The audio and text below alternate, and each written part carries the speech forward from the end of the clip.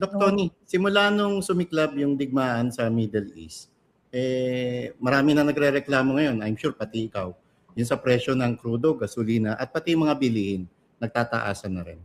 Gaano ito direktang nakakaapekto sa health sector, particular muna sa hospital bills at saka sa presyo ng mga gamot? Well, tataas talaga ang konsumo kasi yung inflation, tataas yung commodities, kasama dun yung gamot at saka essential drugs. Kaya nga si Senator Legarda,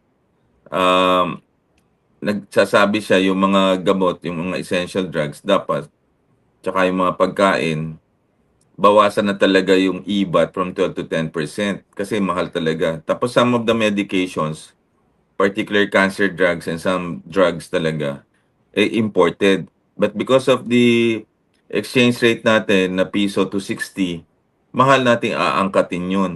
Kaya tataas talaga ang presyo ng bilihin ng gamot, ang healthcare services. Tapos siyempre, tatama din sa atin yan na pagmahal ng gasolina, paano napupunta ang pasyente to the hospital and even the doctors eventually maisip natin na hindi na rin makakabiyahe kung sobrang mahal or wala makukunan ng gasolina.